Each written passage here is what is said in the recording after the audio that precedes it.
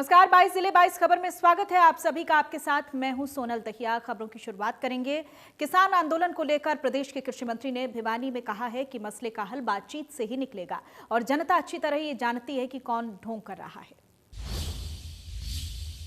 प्रदेश के कृषि मंत्री जेपी दलाल आज लोहारू क्षेत्र के गांव गिगनाऊ में इंडो इजराइल तकनीक पर 50 एकड़ में बनने वाले बागवानी उत्कृष्टता केंद्र के शिलान्यास मौके पर पहुंचे। उन्होंने इस मौके पर कहा कि किसानों को उन्नत करना ही प्रदेश व केंद्र की सरकारों का मुख्य मकसद है। साथ ही उन्होंने कहा कि जिस मानद इस इलाके के किसानों ने फसलों के मामले में नाम कमाया, ठीक उसी तर्ज पर अब इस इलाके को बागवानी के क्षेत्र में भी उन्नत बनाया जाएगा। कृषि मंत्री जेपी दलाल ने यह भी कहा कि सरकार गिनने जैसी कोई नौबत की बात नहीं है। उन्होंने कहा कि सरकार हर लिहाज से सुरक्षित है। साथ ही यह भी कहा कि ऐसी कोई समस्या नहीं है जिसका मिल बैठकर निदान समाधान ना हो। आरोप भी लगाया कि कुछ लोग उंगली कटवाकर शहीद होना चाहते हैं, लेकिन ऐसा नहीं होगा। उन्होंने कहा कि किसानों की समस्याओं को लेकर सरकार पूरी तरह से संजीदा है और समस्याओं का मिल बैठकर हल होगा। वीडियो जर्नलिस्ट सुमित अवस्थी के साथ रवि जांगड़ा, इंडिया न्यूज़ दरिया। और वहीं किसान आंदोलन को लेकर पृथला से निर्दलीय विधायक और हरियाणा वेयर हाउस के चेयरमैन नयन पाल रावत ने कहा है कि किसानों को लिखित में एमएसपी देने में कोई हर्ज नहीं होना चाहिए। इसके साथ रावत ने कहा है कि मुख्यमंत्री मनोहर लाल पहले ही एमएसपी को लेकर कह चुके हैं कि एमएसपी कभी खत्म नहीं होगा। मैं समझता हूं कि जो कृषि अध्यादेश आए हैं निश्चित तौर पर किसान के हक में हैं, किसान के बिल्कुल विरोध में नहीं है। और मैंने पहले भी कहा है कि पहले हमारे किसान भाइयों को इन कानूनों को समझना चाहिए। और मैं समझता हूं कि जो ये मुद्दा है, इस मुद्दे पर केवल पंजाब, क्योंकि जो किसान हैं वो लिखित में देना चाहिए या नहीं? निश्चित तौर पर दे देना चाहिए भाई, मैं कह रहा हूं निश्चित तौर पर दे देना चाहिए। और जब हमें एमएसपी पर खरीदने के हकदार हैं, खरीद सकते हैं, और इतनी बड़ी जहां बात है तो उसको लिखने में कोई। और वहीं चरखी दादरी में फौगाट खाप के फैसले के बाद किसानों ने दिल्ली पहुंचना शुरू कर दिया है। पूर्व नियोजित कार्यक्रम के मुताबिक अब खापें भी किसानों के समर्थन में आगे आई हैं। अगर बात करें चरखी दादरी क्षेत्र की, जहां पहले सांगवान खाप ने आंदोलनरत किसानों का समर्थन किए जाने का ऐलान किया था, तो उसके बाद सर्वजातीय खाप फोगाट 19 के द्वारा भी ऐलान किया गया। आज दिल्ली के लिए ट्रैक्टर ट्रालियों के साथ फोगाट खाप के बैनर तले किसानों ने कूच किया। किसान नेताओं ने साफ तौर पर कहा है कि पूरी तरह से दिल्ली में टिकरी बॉर्डर पर या फिर दूसरे इलाकों में जो लोग धरने पर बैठे हैं उनका पूरी तरह से समर्थन किया जाएगा। किसी भी तरह की दिक्कत उनको नहीं आने दी जाएगी। चरखी दादरी से सहयोगी अनिल लहरी व वीडियो जर्नलिस्ट सुमित अवस्थी के साथ रवि जांगड़ा, इंडिया न्यूज़ दरिया। और वहीं पलवल के अधिवक्ताओं ने किसानों को अपना समर्थन दे दिया है। देवीलाल पार्क में सैकड़ों किसान एकत्रित हुए और जिला उपायुक्त को प्रधानमंत्री के नाम ज्ञापन सौंपा है। आज पलवल के किसानों ने देवीलाल पार्क में एकत्रित होकर ये निर्णय लिया है कि सभी किसान कल एकत्रित जाट धर्मशाला में एकत्रित होकर और दिल्ली कूच करेंगे और बदरपुर बॉर्डर को जाम करेंगे। और सभी किसानों ने, यहाँ सभी संगठनों ने आज जिला उपायुक्त को प्रधानमंत्री के नाम ज्ञापन सौंपा है और उनकी मांग है कि एमएसपी तय की जाए ताकि किसान को उसकी फसल का भाव मिल सके। इसलिए आज यहाँ पर सैकड़ों किसानों ने एकत्रित होकर जिला उपायुक्त को ज्ञापन सौंपा और अपनी मांग की है और कल दिल्ली कूच करने के लिए आज सभी किसानों ने निर्णय लिया है। अब देखना होगा कि कल कितनी संख्या में पलवल से किसान दिल्ली पहुँचते हैं और बदरपुर बॉर्डर को जाम करते हैं। पलवल से ऋषि भारद्वाज, इंडिया न्यूज़। और वहीं किसानों के समर्थन में दाड़न खाप ने ऐलान किया है कि अगर सरकार से बात नहीं बनती है तो गांव से दिल्ली को दूध, फल, सब्जियों की सप्लाई बंद कर दी जाएगी। हर किसान का माथा घूम गया है और हम वार्निंग देना चाहते हैं कि दिल्ली में सब्जी, दूध जो भी गांवों से सप्लाई होता है उसी के ऊपर हम सबसे ज़्यादा फोकस करेंगे। चारों तरफ से हर तरह की सामग्री दिल्ली में जो गांवों से जाती है उसको बंद कर देंगे और दिल्ली को चारों तरफ से जाम कर देंगे। और 3 तारीख को मोदी सरकार ने ये सोच समझकर ये फैसला आगे इसको बढ़ाना चाहिए कि किसान अब मतलब मूड उसका ख़राब हो चुका है और उससे सहानुभूति की ज़रूरत है। जब तक वहाँ किसान बैठे, किसानों की मांगें नहीं मानी जाती, तब तक हम वापस नहीं आएंगे। सारा राशन पानी अपना साथ लेके जाएंगे। जिस चीज़ की ज़रूरत होगी हमारे भाई वहाँ पहुँचाएंगे। हम भी पूरी कोशिश करेंगे। हम आज दोबारा फिर जा रहे हैं। सर्व जातीय धारण खाप के और किसान का समर्थन लेकर दिल्ली समर्थन करने के लिए, किसान आंदोलन को मजबूती प्रदान करने के लिए या ऊंचाना से दिल्ली के लिए अभी कुछ करने वाले हैं। और हम अपने साथ जो हमारी खाद्य सामग्री है उसको भी साथ लेकर जाएंगे।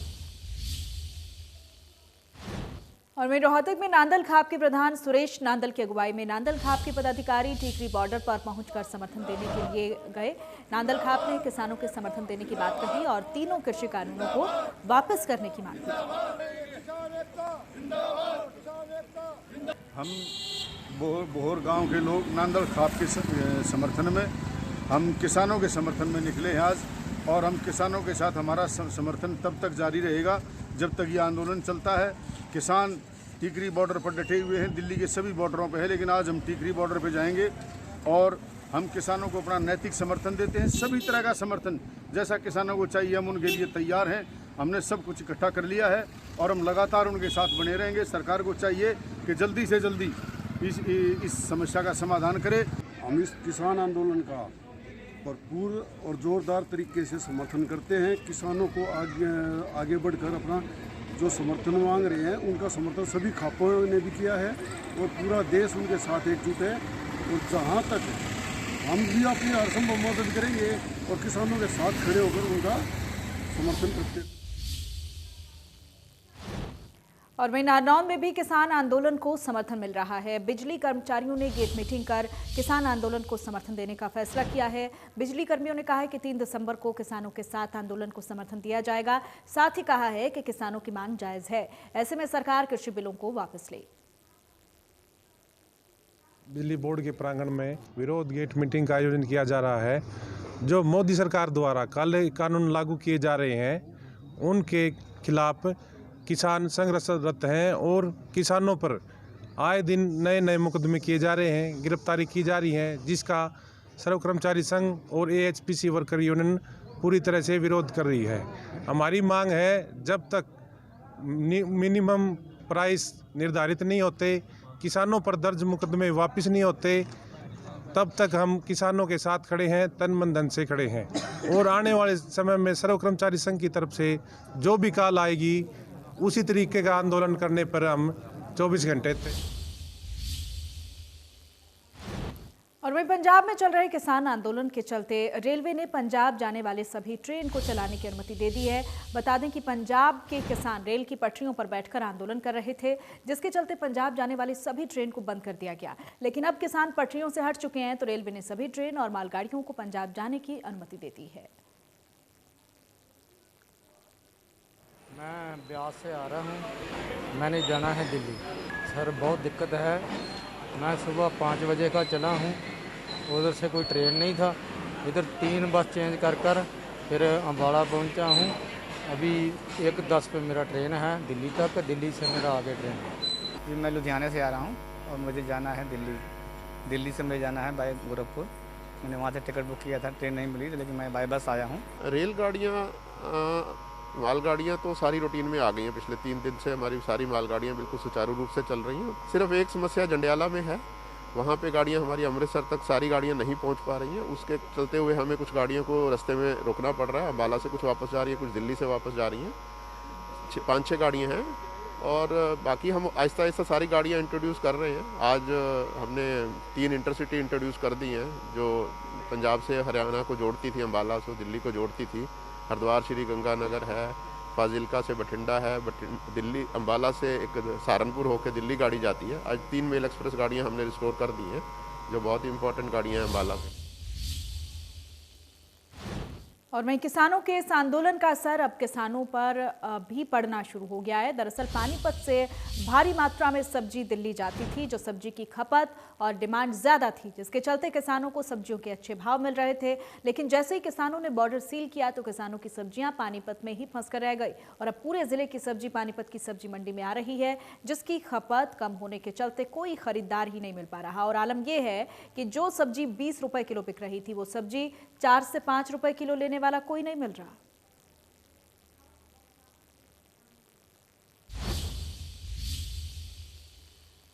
और वहीं कोसली के गांव कानडाबास और भड़गी में डिपो होल्डर पर अनियमितता बरतने का आरोप लगा है, जहां सरकारी योजनाओं को अधिकारियों की मिलीभगत से डिपो होल्डर पलीता लगाने में कोई कोर कसर बाकी नहीं रखना चाहते, जिसके चलते बीपीएल परिवारों को उनके हक का पूरा राशन नहीं मिल पा रहा।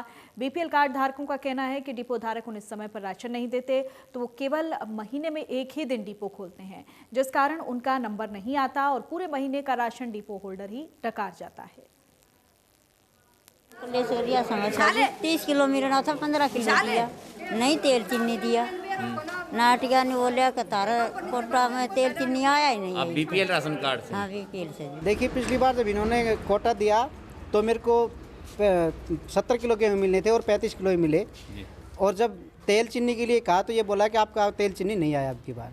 समस्या ये है जी, डिपो होल्डर नार से आता है जी, ये न तो मुनियादी कराता और मनमानी करता है। पिछले महीने आधे गेहूँ दिए जी और तेल और चीनी के लिए मना कर दिया और मेरे पास है ही नहीं। उस महीने तो बोला अगले महीने दे दूंगा, अभी उनको कहा तो बोले मेरे पास न चीनी है न तेल है पिछले महीने का। हमें 40 किलो गेहूँ मिलना था सर, लेकिन हमें 8 किलो 12 किलो बाजरा 8 किलो गेहूँ मिला है। पहले कहता था मैं रेड़ा लगवाऊंगा, चौकीदार को बताऊंगा और फिर आपको पूरा राशन दूंगा, लेकिन जी बाबूजी पूरा राशन नहीं देता है जी। और तोल में जी गड़बड़ी है और जी 50 किलो के ऊपर कम से कम 5 किलो वेट कम है जी। हमने तेल ना मिलियो गलड़ो, चीनी ना मिली। कब से नहीं मिल रहा? गलड़ा कोटा में ना दियो तो गलड़ा 2 कोटा रह गया मेरा। अनु बोल तू नाड़ते ले लिया कर, क्यों ले लूं नाड़ते तो पूरा। और वहीं गुरुग्राम में सीएम फ्लाइंग ने सेक्टर 27 में चल रहे अवैध कॉल सेंटर पर रेड कर 2 लोगों को गिरफ्तार किया है।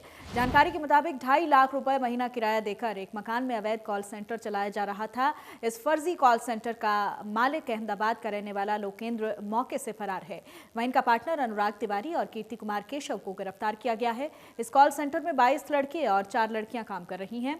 इनके कब्जे से 7 हार्ड डिस्क भी बरामद की गई हैं। कॉल सेंटर के आरोपी यूएस में बैठे हुए लोगों के साथ एसएसएन सोशल सिक्योरिटी नंबर के नाम पर धोखाधड़ी कर रहे थे और ग्राहकों से धोखाधड़ी करके 100 से लेकर $500 लूट रहे थे।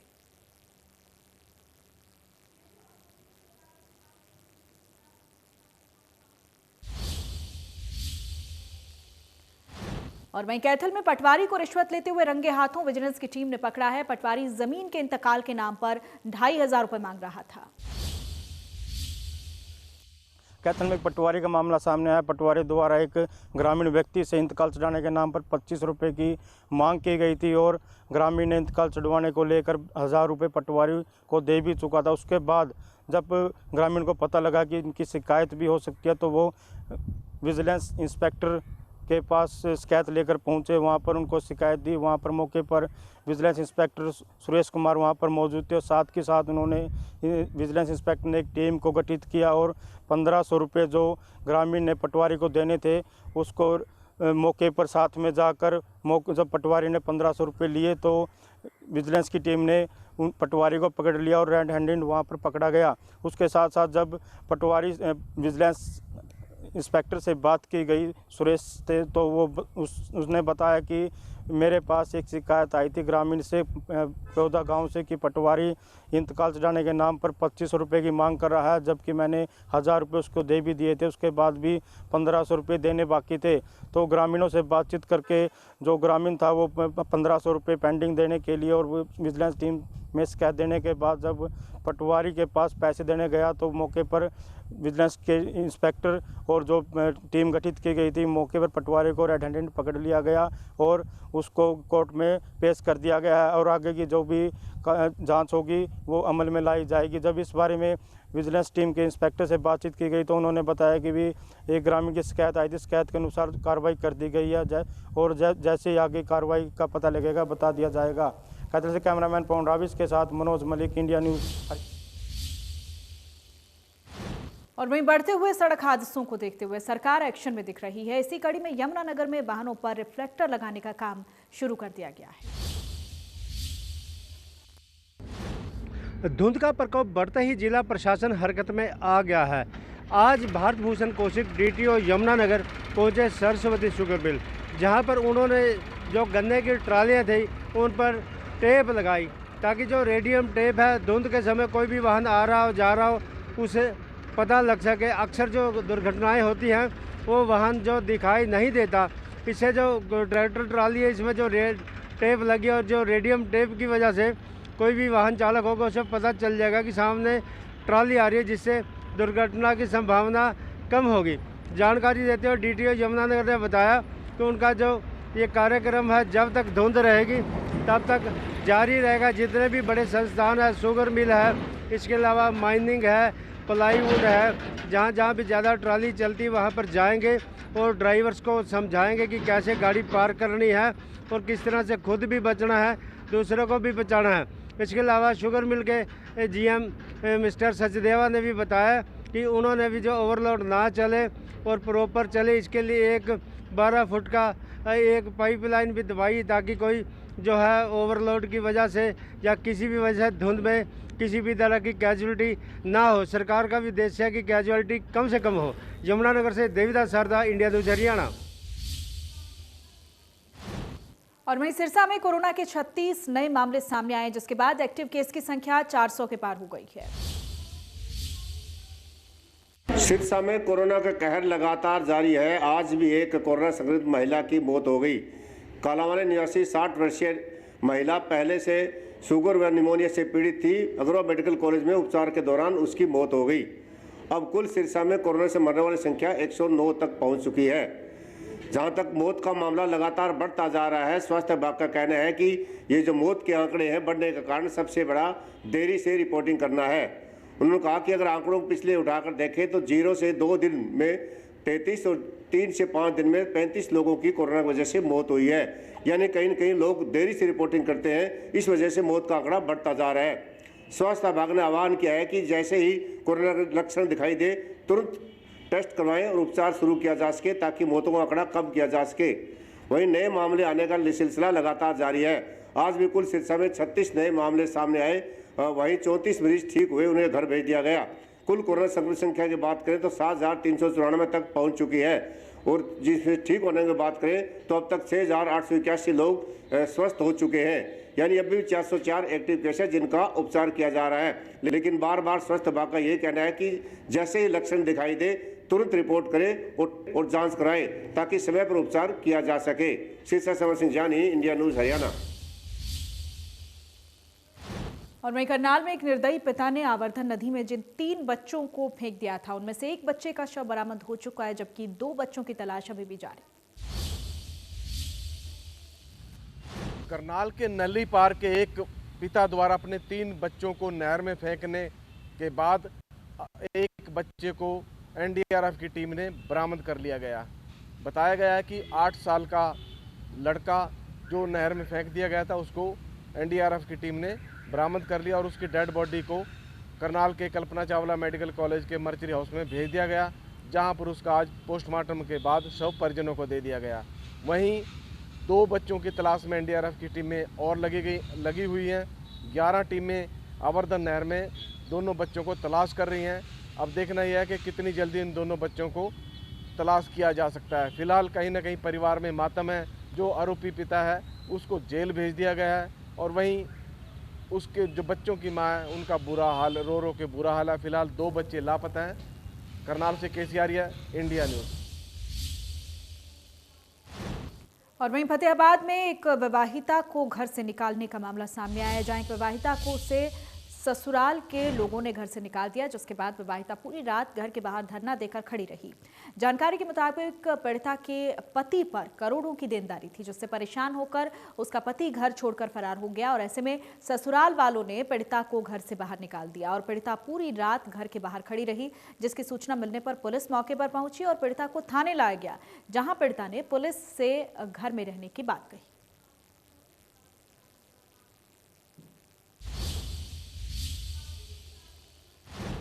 और इसी के साथ बुलेटिन में फिलहाल इतना ही। प्रदेश की तमाम खबरों के लिए आप बने रहिएगा इंडिया न्यूज़ हरियाणा के साथ।